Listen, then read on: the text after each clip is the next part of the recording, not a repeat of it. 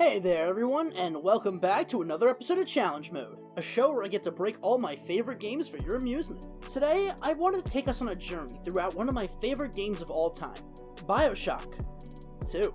Yes, I know this is deemed the worst Bioshock by some, but I love it regardless. The single player was awesome and allowed for a more varied use of weaponry in it. Don't even get me started on the multiplayer though, it was fantastic! Being able to fry my friends with Incinerate was a seriously good Winter's Blast. However, I feel that one critical thing about the weapons in this game gets overlooked constantly, and that's the drill. While it may look rather basic, the drill is something incredibly unique to Big Daddies, and honestly to the franchise as well. I've never seen other companies really make use of drill-based weaponry before. Since the drill seems to get so little love, I decided that today was the day we let it shine. The best way to do that, you ask? Well, isn't that obvious? We need to see, is it possible to beat Bioshock 2 using only the drill? For this challenge, the rules are as follows. First off, we can't use any other weapon than the drill. Doing so forces us to reload a previous save. Secondly, we cannot use plasmids unless it's absolutely necessary for story progression. Several times throughout the game, we're going to be required to use a plasmid to move obstacles out of our path. So, to ensure that they aren't accidentally used otherwise, I will be wasting all of the EO I get to make sure I'm always running on empty with them.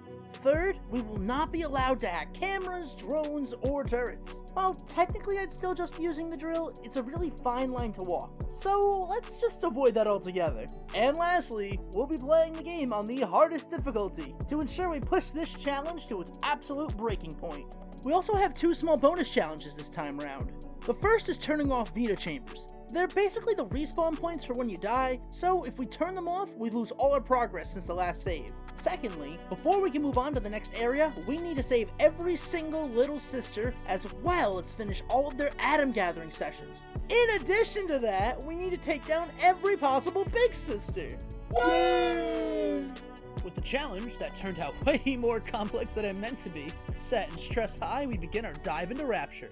Our challenge begins with us being awakened inside a dirty pool of water. After getting a brief rundown of the situation, we're off to the races. To start, we need to make quick work of the area and make it to our first Gatherer's Garden. Here is where we get the first plasmid of the game, Electro Bolt. With electricity at our fingertips, the game forces us to use it to continue forward. So we unfortunately need to fire it once to open this door, and again one more time on this generator to progress. I'll be putting a little counter here, so we can keep track of how many times we need to use something other than the drill throughout the run. The rest of the Adonis Luxury Resort is pretty basic since it's the tutorial area. We are, however, introduced to a new enemy while we're here, the Big Sister. We won't see her for a little while after this, so we'll jump back to her later. For now though, we must traverse the ocean floor and make our way to the Atlantis Express Depot. It's here where the game truly begins, as we now need to secure ourselves a transport to get to our daughter, Eleanor. We dry off and begin our journey... Are you kidding me? It turns out the next door is literally impassable unless you use the hack tool. This tool allows the player to hack things from a distance, including out-of-reach door panels. Since this tutorial is designed for the player to test it out, the only way to progress is to give in to the game's demands and fire the hack tool.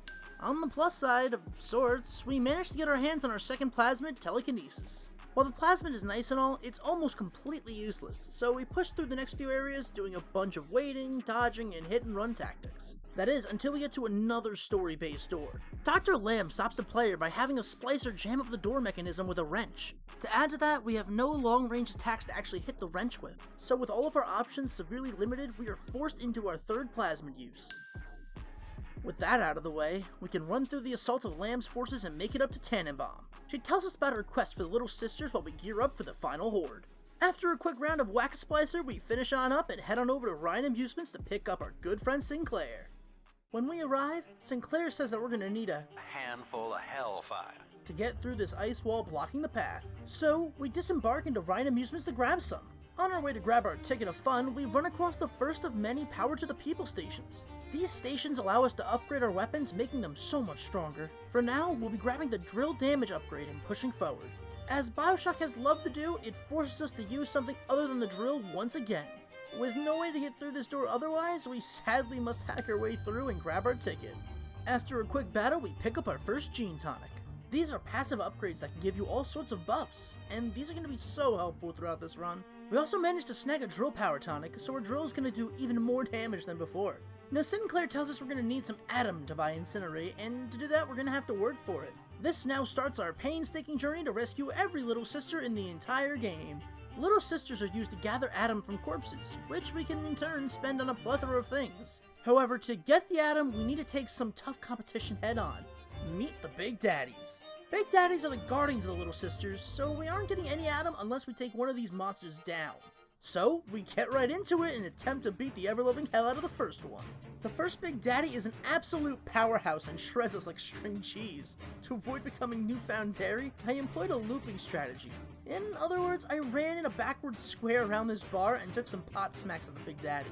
After having to repeat this a few times, I managed to land a final whap on the Big Daddy with little life to spare. Whew. With death on our doorstep, we grab the girl and start gathering. Gathering sessions are basically a horde mode survival test. We need to defend her from a wave of attacking splicers, while also trying to keep ourselves alive in the process. Staying alive is definitely the hardest part of these, but we managed to get through both sessions fine enough. The second one here took a little more health than I'd like, but we'll live with it. Here's the final phase of dealing with little sisters, rescuing them. After finishing up all of the gathers, we need to take the sisters to vents and give them up. If you harvest them, you'll get way more Adam, but that's pretty freaking cruel and only helps us. So, to fix that little error, we're going to be saving them all instead. We get to feel good and get less Adam. Perfect! After a quick run through to upgrade our drill fuel consumption and buy Incinerate, we now get to face off against those big sisters I mentioned earlier. They can be a real hassle if the battle goes on for too long, so we're going to have to take the fight to her. In doing so, we're going to also have to drill a hole right through her chest. Since we spent all of our money on drill fuel and health kits, we actually managed to take her down pretty easy. We loot her body and head back to the train to sadly use another plasmid shot. This time to melt the ice standing in front of our path. Once it's melted, we pull the lever and make our way over to Pauper's Drop. We arrive at the station to find the door onward locked by the local governor. We venture forth to have a word with her and find our path cut off by an ungodly brute. To get through this blockage, we're gonna need to grab ourselves a camera. On our way to the camera, we take out our second Big Daddy. A few missing health kits later, we snag ourselves another sister. At this point, I realize fuel isn't gonna be an issue, well, at least for this level. If we head back to where our path is blocked, we can actually find an active fuel pump that gives us max fuel for free. It's a luxury we're only going to get here, so we're going to be abusing the hell out of it for now. So after a short gather, we purchase a few upgrades and wrap up another gathering session. We drop off our sister, upgrade again, then continue on with the story. After fighting our way through the suburbs of Rapture, we end up acquiring the research camera. With this, we're going to have to take 2 movies, adding 2 more numbers to that counter. Once to exit this building, since the splicer will only smash the chains once the camera's rolling, and one more time on a brute to learn how we can get swole. On our way to get these mad gains, we managed to pick up another little sister and harvest some corpses for that good red stuff, you know, Adam. Now, upon killing the brute, we gain the backbone ability to this run, Drill Dash. The Drill Dash allows us to rev up our drill and do a meaty charge at our foes. It's a one-shot kill on all the regular splicers, so for now it will be our main way to attack things. The rest of the level is a breeze from here. We finish up our last little sister and kill the big sister right after. Then we slam a bunch of splicers into oblivion, help the elderly by not murdering them, get ourselves a nice tasty drill frosty, and finally head on over to Siren Alley. During our voyage across the sea, a religious fanatic fires a torpedo at our train, damaging it pretty harshly in the process. So now we have to traverse our way into the alley and get to work. We take down the latest and greatest in Big Daddy technology and snag the first of our 3 little sisters. First gather was something out of a nightmare, but somehow, someway, her second gather must have glitched out. I just walked in a small circle here and not a soul showed up, thankfully. After the last battle, this is a super nice treat to wrap up our first sister. Upon rescuing little sisters, every so often they actually give us little presents. So now we get a nice dose of Adam and a tonic to gather some more. With this and a small upgrading spree, we press forward in the story and secure our second little sister on the way. From here, we trudge our way through the shady motel to fight the first boss of the area, Daniel Wales. Now, I really hate to say this, but this fight was such a pain in the ass. It took me a pretty long time before I actually was able to beat it, and I had to kind of do some cheeky things to boost my odds. In the room you go into right before you start, you get shot at by a bunch of turrets. So to kind of nullify that, I ended up just smacking a bunch of health kits into a pit. So that way, when I went down there and was getting shot to shit, at least I can grab a little health on the way. Once I finally had enough kits though, I was able to beat Daniel square into the dirt. After that, we deal with both remaining little sisters, with a bit of difficulty on one of their gathers, but nothing we can't handle. Once rescued, as tradition, we beat the hell out of the big sister with no health kits to spare. We then head on over to the final battle of the level. On our way, we get a nice bullet reflecting upgrade for our drill. Sadly, well at least in my opinion, it really doesn't do anything. but I might as well get it if I can. All prepped and ready to go, we enter the battle, and it is an extremely tough one to face. Now, Simon Wales is an absolute beast when it comes to close quarters combat. Thankfully, however, if you do have enough money and a bunch of health kits, you can scrape by on just one hit left. Once he's dead, we finish by flooding the place and heading on over to Dionysus Park. Unfortunately, this level actually doesn't have a main objective other than just dealing with every little sister. While this sounds good, as the game has progressed, the enemies have grown extremely tough and can take a few swings before going down. We'll be progressing nonetheless and struggle pretty much right out of the gate with our first gather. The drill is best used in closed off spaces where you can hide and charge at foes. Good thing most of this level's gathers are out in the open. Great. So now we have the luxury of dying, and oh, did I forget dying? Until we get a lucky break and can save enough resources to finally finish the battles. Also, we almost have all the tonic slots filled and are still struggling, so this is going to be a bit of a grind.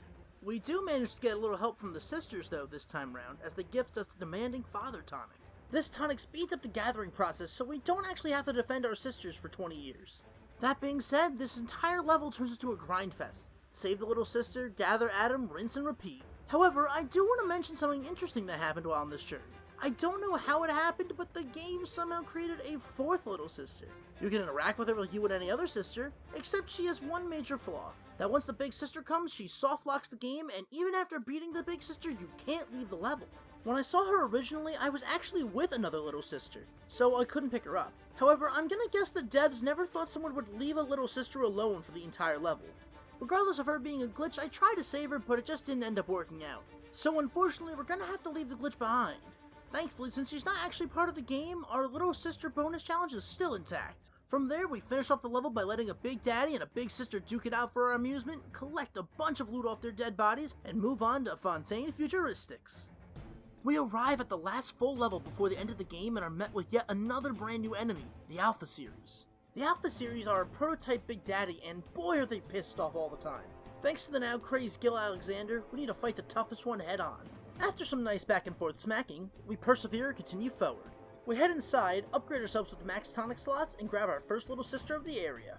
The little sisters are a routine at this point, so we get to work on the first one. Thanks to the demanding father, we blow through the gathers in no time. The second one did give me some trouble though, however, mostly because of the game crashing after I beat it. But once complete, we barrel through the level and head on over to its second phase. It's here where shit gets real, as almost every other enemy is now an Alpha Series. While they aren't the worst enemies, they can be extremely dangerous in the right circumstance. So we take it nice and easy as we sneak around and kill things as fast as humanly possible. Speaking of swift murder, we kill another Big Daddy for a little sister and trudge on through the gathers. The gathers are easily the hardest part of this area, as all the enemies love to kick the hell out of you for the whole time. But after some more hit and run, we finish off the second sister. Throughout all this carnage, we've been slowly gathering these special plants needed to call out the now bestial Gil Alexander. With all of those funky plants snatched, we take care of the final little sister and her nightmarish gathers. One of them bringing me to the brink of death with only 2 hits left. Awesome! Since we're now low on supplies once again, we have to call upon a Big Daddy to fight for us. After dealing some critical damage to the big sister, we finish the job. With that last shot, we have finally dealt with all the little sisters and their corresponding big sisters in this entire game. No more gathers is totally fine by me. Now it's just up to us to beat the game. So we pull up our Big Daddy pants, summon the beast, and fight through one final onslaught before finally journeying to the endgame at the outer Persephone. After going through the hell that is Rapture, we finally make our way to our daughter Eleanor. She brought us back from the dead, so saving her from imprisonment is the least we can do. As we approach Eleanor, we get thrown into an ambush and need to fight off 2 big sisters at once. At this point, the drill is surprisingly strong, and with all the health upgrades we bought throughout the game, we managed to take them down without too much of an issue. Once beaten, we take a quick nap and we need to become what I've been dreading most throughout this entire playthrough. We need to finally become a little sister. For a segment of the level, we actually have to control little sister and we get to see the world through her eyes. This also means we can still gather more Adam from corpses. So now we hunt down 3 different corpses to drain them for all that Adamy goodness. Once all that Adam's collected, we turn our daughter into a big sister, we get to fight off yet another ambush, and then we can finally proceed to the last level of the game. It's now finally time for us to dive into the inner Persephone and end this once and for all. Once we arrive, we find out Dr. Lamb wants to kill us and Eleanor by taking down the whole damn level. Luckily, we have a nice little cozy lifeboat for ourselves, but getting to it's gonna be a problem. Dr. Lamb decides to put the whole place on lockdown, making it a big pain in the ass. So we gear ourselves up for one last excursion and get to work. We drill our way through a quick horde and find out that the game has to have one final shot at us after all this time. To continue with the level, you need to hack another out-of-reach panel. After trying a few things, I had to unfortunately concede to the game's twisted will and fire the hack tool. On the positive side, that's the last time we're going to need anything but our trusty drill. From here, we continue the story to find out that our buddy Sinclair's been captured and turned into the Ultimate Alpha series. With great sorrow, we need to fight our way through the prison, unlock the warden's office, and kill our good friend Sinclair. Rest in peace, buddy. With tears in our eyes, we have to grab what we need and head on over to the pediatric wards. Once there, we quickly fight our way through 2 horde battles to save a ton of little sisters for Eleanor. She gathers all of them up into a nice little basket and we return to the main docking platform. We'll give her the all okay signal and begin the final horde battle of this game. This now turns into an all or nothing throwdown between us and the crazed monsters of Rapture. After several attempts of staying alive had failed, one of them managed to work. Amazing, right? To end the battle, we need to destroy these 2 water pipes to flood the room. Normally, you just shoot at them to break them, but with a few jumps and carefully timed drill attacks, we can actually bust those suckers wide open. With that finally out of the way, we get to board the elevator with our daughter, somehow avoid becoming the latest in shrapnel technology, rise to the surface, and prove once and for all that it is 100% possible to complete the entire game only using the drill. All except for those 9 times the game told us otherwise, though. Nothing I can do about that one. But hey, for what it's worth, that was an absolute victory. We managed not only to prove that the drill was only mostly possible, but that you can actually also do it using only plasmids for story reasons, without hacking drones, turrets, or cameras, without using the feeder chambers, with collecting and dealing with every little sister, all while on the hardest difficulty of the game. In my books, I'd say it's a challenge complete. Hey everyone, ThatGuyTrav here, and I want to thank everyone for their patience with waiting for the uploads. I know I only posted 2 videos of challenge mode and 1 of boss rush, and then kind of went quiet for a while. And I do school, I do work, I do a bunch of stuff on the side besides just videos. So sometimes finding the time to make videos is a little bit difficult, especially last semester was a little bit hectic. That being said, I want to make at least 1 video every month this year if possible. Now I know it's February, but this is going to be January's video. I'm going to try to make one for February, and if I'm still one behind, hopefully when the summer comes around, I can make an extra one to kind of fill that gap. But yeah, that's the idea. I just want to let everyone know what's going on. I really do appreciate everyone's patience, and I'm really glad it seems like everyone is enjoying the content so far.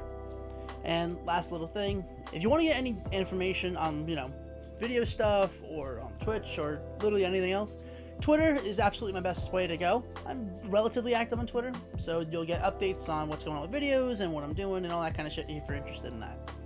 That being said, I wanted to thank everyone for the awesome channel growth that has happened during this time. It's been phenomenal. We hit 100 subs. It was really cool. And you know what? I'm hoping to just keep growing from here. I'm hoping to do good. And I guess that's really it. So just keep enjoying it. I really do appreciate it. And thank you.